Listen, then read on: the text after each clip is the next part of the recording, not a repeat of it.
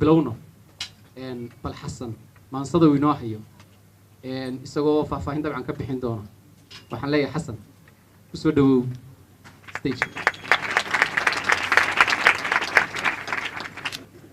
السلام عليكم ورحمة الله وبركاته. قيمة كوينو يسين لهايدين ما جبتو انتها سوق قفا يسوهر فريستي وحفل ايا انا دي قمدتين انت قف من هذا كراميو يلا شرفو اللي وينيو اللي سودويو وحن لا هاي وكما ستي مر يلا با يصدح maansada waxaa la yidhaha xeer ku dirir waxay ka hadlaysaa guud ahaan doorashada waxaanay la hadlaysaa doortaha iyo la doortaha xaaladaha isdulbarkan iyo mashaqooyinka isdul huwan ee qabyaaladdu ay saamayntan lagu yaado ayay ka hadlaysaa intaanan maansada u gelin dad iyo dal baynu nahay haysta nabad taama balse cadaaladda iyo ku dhaqanka sharciga aan moodo inuu qalooc kaga jiro waxaad moodaa inay naga burburtay midnimadeennii iyo wax wada lahaanshaheennii oo halkeedii ay noo gashay tu kale oo cunf iyo qabyaaladii intay taasi jirtana suuragal ma aha inaynu noqonno dal iyo dad leh hadaf iyo himilo ka baxsan inay iska noolaadaan halka sartu ka qurusan tahay ee mushkiladda ugu weyn ee faanlaanta ka jirta waxa weeye badankeenu ma kala naqaano ama ma kala fahansanin waxa aad gaarka u leedahay iyo waxa la wada leeyahay mid ka muhiimsan waxaa laga yaabaa in aad leedahay guri aad gaari cad leedahay aad meheradare kuu shaqayso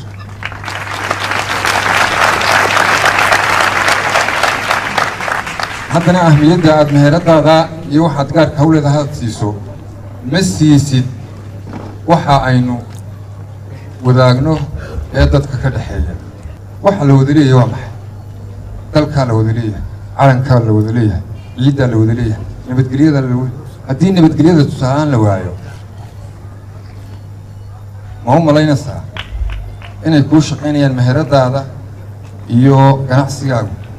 waa maya iminka doorasha ay nagu soo socoto maxaad musharixiinta ku dooranaysaa maxaad ku kala dooranaysaa sidee baad se u dooranaysaa marka aad taqaano qofka aad dooranayso iyo mabaadi'da aad ku dooratay ayaad berri la xisaabtami kartaa waxaan filayaa inteenan mid ka midina jawaab buuxda uma hayo mabaadi'da uu xisbi ku raacay marka laga tago reernimo iyo cunfi iyo qabyaalad waxaa habboon inaad isweydiiso ninkaad xilka u dhiibayso shalay maxaa muuqda inuu kugu soo kordhiyey berri muxuu ku tari karaa qof ahaan waa noocee inta badan bulshada somalilan lama xisaabtanto mas-uulka xilka ay u hayaa balse waxay ku xisaabtantaa in xoolaheeda ama hantideeda uu xado innagaa musuqa mas-uulka barna miyaa aragtay nin xilkii haya kule maxaa xadi weyday waxay ku odhanayaan war ninkii hebel meeshuu iska joogaayo waxba kama qabsan war ayaa wax loo qabanayaa ayaase laga qabsanaya dowladnimadu waa ururka ugu sarreeya mujtamac ama bulsha samaysato haddii aanu xisbi wanaagsani jirin waxaan qabaa inaanay xukuumad fiican iman karin ama jirayn dunidana ma jiro xisbi reer galaan reerna ka baxaan dembigana qof unbaa galaa reer ma galo codkana qof unbaa codeeyo warqad loo dhiibaayo intay reer saf soo galaan ma codeeyaan laakiin waxaad moodaa innagu inaynu dimuqraadiyaddii daba luudanno oon si qaldan u fahanay xisbiyadeennu waxay koran yihiin qabyaaladdu ha dhacdo haddana cod bay qabyaaladdii ku doonayaan oo reerihii jiri ayay hor fadhiisteen markaa musharax ma waxaad soo dhisi dowlad 500 oo wasiir ka kooban oo jilib kastaa ka muuqdo mise sida buugaal ku qoran dowladdii tayo leh oo tirayar maxaynu u baahannahay bulsho ahaan ummad ahaan maxaynu u baahannahay waxaynu u baahannahay inaan danteena u midowno oo aan ka midowno nin wax doonaya ina yeesha oo maskaxdeena maamusha xukuumaddu intii tamarteeda ha qabato laakiin dalku wuxuu u baahan yahay horumar dhinac walba leh. Hargeysa biyo u baahan tahay, laascaanood in biyo macaan loo soo saaro u baahan tahay,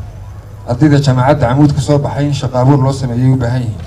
berberi leer jaban bay u baahan tahay. haddaba xisbi la reer baa nagu soo biiray mooyaane miyay aragteen xisbi baahiyaha si hufan oo cad uga hadlaya. haddii ay jirtana tusaale ahaan caasimadda Hargeysa waqtiga ay biyo helayso dhammaantood buugtooda waa ku qoran tahay, laakiin miyaa laynoo sheegay waqtiga Hargeysa biyo helayso waa may? horta miyaynu isla diidanahay halkii maqaalkii Maxamed Salaabaane inaynu indho qabyaaladaysan wax ku aragno dhaga reeraysanna wax ku maqalno? wax filayn jawaabtu inay tahay maya. aafadan balwad ay naga noqotay qabyaaladda kuma tirtiri karno. wareegta madaxtooyada ka soo baxday iyo xisbi qabyaaladdu ha dhacday ku ololeeyay waxay ku baabi'i kartaa aqoon iyo xadaarad iyo isbeddel dhaqaalo dalkan iyo dadkan ka hirgala shirkado, iyo haddii ay bulshada yimaadaan way baabi'i kartaa. maansada haddaanu imaado xeer ku dirir, magaca ujeeddada aan ugu bixiyey xeer ku dirir,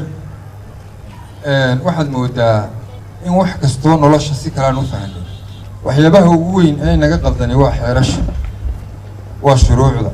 waa waxaad xaq u leedahay iyo waxa xaq lagugu leeyahay. haddaad muwaadin tahay waxbaa xaq lagugu leeyahay oo dalkaaga iyo dadkaagu xaq kugu leeyihin oo dowladdaada kugu leedahay, waxna xaq baad u leedahay. war adduunyadu kama hadasho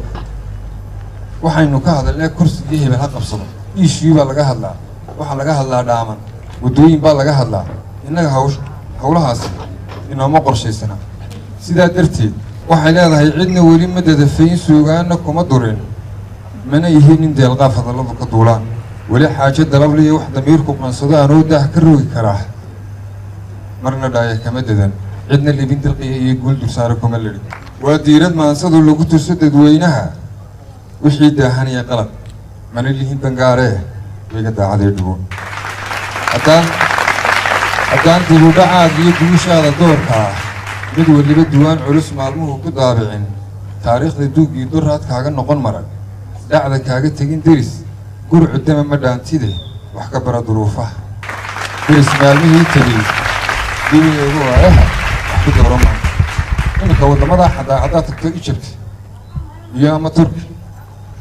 oo tagsiila raacduu ku arkan cusubtahay ku wareejinaya isagoo tagsiilka daaran iyo halka geyn karaa, laakiin qaladkiisa haddaad ku qabato lagama yaabo inuu mar dambe kugula soo noqdo. beertii awowga iyo adeerkaa isku dileen ayuuna adeerkaa kugu qabsanaya, waayo waxba kama barano duruufaha. marka arrinta dahamiya xaajo daran la weligeed daman lagu gorfeeyey xeerbeegtii daran iyo duqay loo xishaa jiray, waxa dhacadda weyn jiray, nin kastoo dakana gala dabar celinayaa jiray, wax kastoo isdiidala xal dabeeme baa jiray, hadduu xaalku dacar iyo deebaa qaraadhiya hoos baa lagu degi jiray. maanta waa isdabayaa away kala dambayntii. daacaddiiyo rusheegii waa laga dulguuro, dadku waxay wax ka arkaan dibnihii hunguriga. waa dee su-aalaha damiirkii maxaa helay?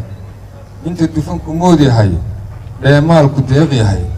culimadu danley tahay, oday dhaqan dilaal yahay, koofiyadaha demis kale wax ku doono laga wado, noloshuna dirsooc tahay, dabaqada bulshadu tahay, reernimo danguu tahay, qarannimo daldalan tahay, xilku duudsi dhara yahay, garashoyo yaan daran. dulnimada intuu weli la dulmano ka mudan yahay, eexdiiyo ku-digashadu intay darajo leedahay, daacadnima ma suug tahay cadliyow lagu dagan. inta weli la door bido in qabyaalad lagu dago dalka ruux haagi karaa, oo ruux la daba wado dana gaara laga rabo musuqow lagu diran. wase duniya xaalkeed xagaldaacsanaantu iyo haldoorkii maxaa helay? horta mee diljarihii xumadiid ha joogay in dheergari docdiisii aad mudad ka soo galay. warbaahinta in badan waxaan ku arkaa in la yaabaa laba eray. waxaa lagu odhanayaa labeentii ree hebel oo xisbi hebel ku biirtay, haldoorkii ree hebel. war labeenta ummaddu ka weyn wax maqsan lagu xareeyey. ninka nabadda dayn ku leh ee diriir ka baaqsaday ha u sheegay dunidee, qof dastuurka magansaday sharcigana dabiib biday, oon xeer dufaacayn awoodaha dulsaarka ah maxaa uga damiin noqon?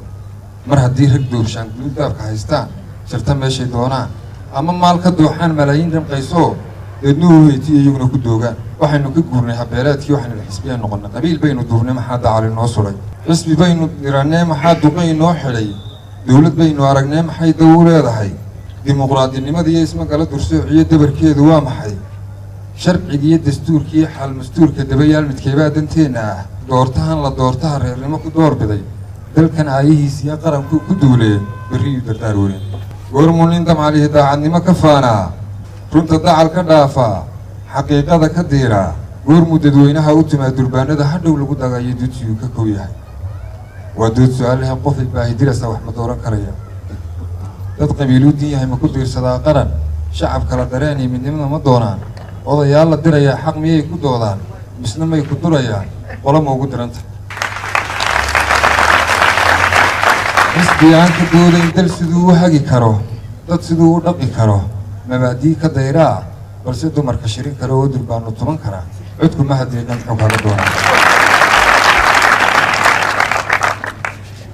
afarta layne ku qoran ballanqaadkiisuba kana ku qoran wax alla waxay ku kala duwan iminka siyaasiyiinta soomaalidu ama kuweenuba similarity waraabahoo kale leeyihin waraabuhu markuu cuno markuu saa u qanino uu qaylo uu shirira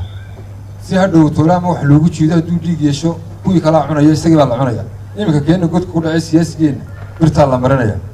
xaggaa waxay ka maxay heeday waxbay ka wadaagaan dhinac kale marka laga eego shaarshaaridana waxbay ka wadaagaan oo shaarshaarid waa islaanta istaanka taaganah iyadoo booran u baxasa bay dhaba tagasade xisbigan ku jiri kanuu gelaya kanuu baxa oo waxyaabaha jaawareedka ugu waca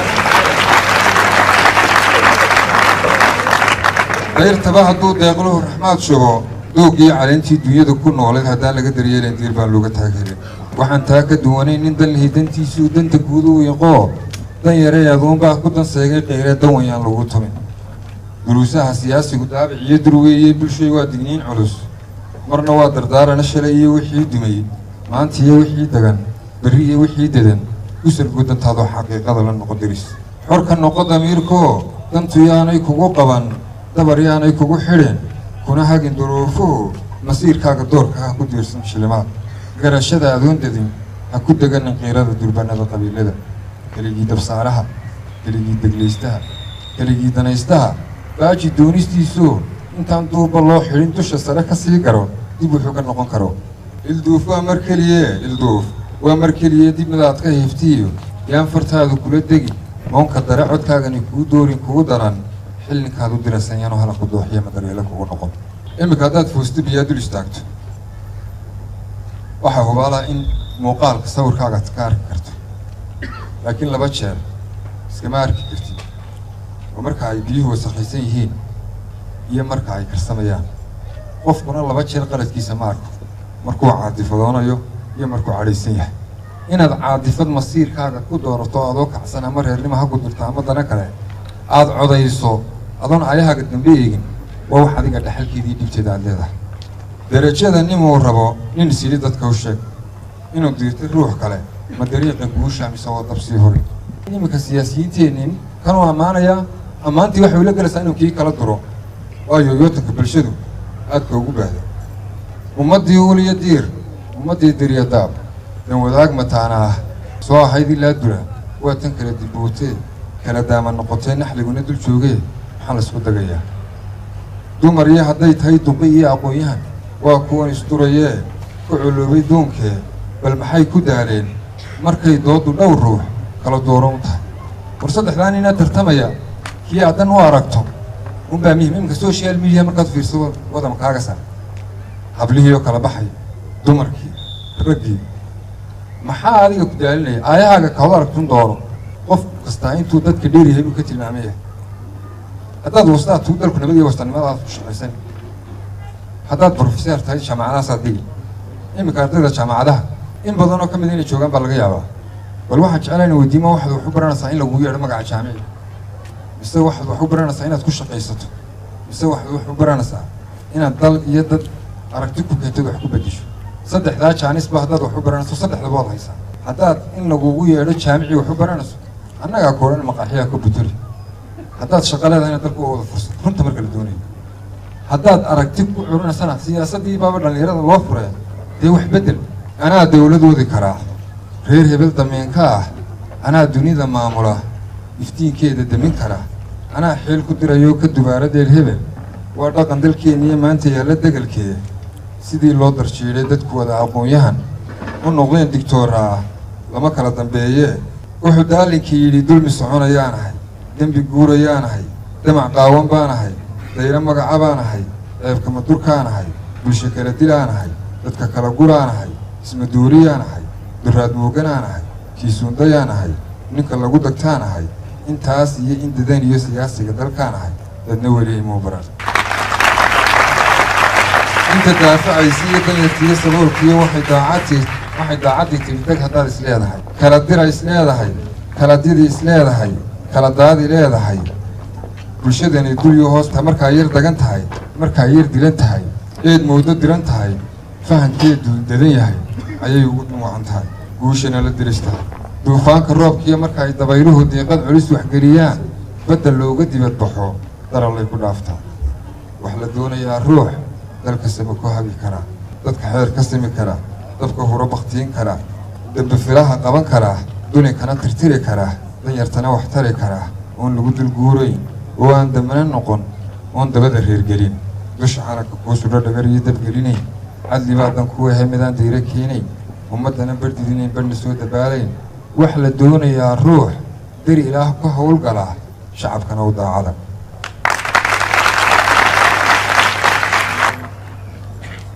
imika madaxweynihii dalka South Africa ee geeriyooday Nelson Mandela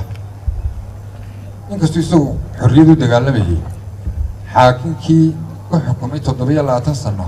ayaa mar kale madaxtinimada dalkaasi u dhaariyay waxa uu inoo argoosto iyo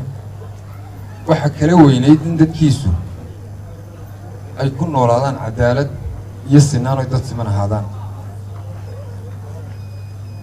ninkii la odhan jiray Martin Luther King isaga laftigiisu wuxuu hirgeliyey in 49 sano ka bacdi inaan madowga Maraykan ka taliyo kuwa in badan oo ka mid ah dadkeenu kama liitaan laakiin bulsho ahaan aynaan bislaan sidaa darteed waxaynu u baahannahay hogaamiye bisil si loo helo bulsho bisil dalku bisan yahay daara dhaadheer buu leeyahay Hargeysa maanta waa caasimad guud ahaan dalku waa horumaray in laakiin dalku aad u dhismo waxa ka muhiimsan in dadku dhismaan ilaan haddaynan dhisnayn dalkan inagaa dumin doona berri in waxbarashada la xoojiyo oo jaamacadaha tirada badan ay cilmi baaris sameeyaan meelaha bulshadu ka liigaso meelaha bulshadu qaladku ka jiro ayaa muhiima horta maasadii xeer ku dirinaynta ayay ku egtahay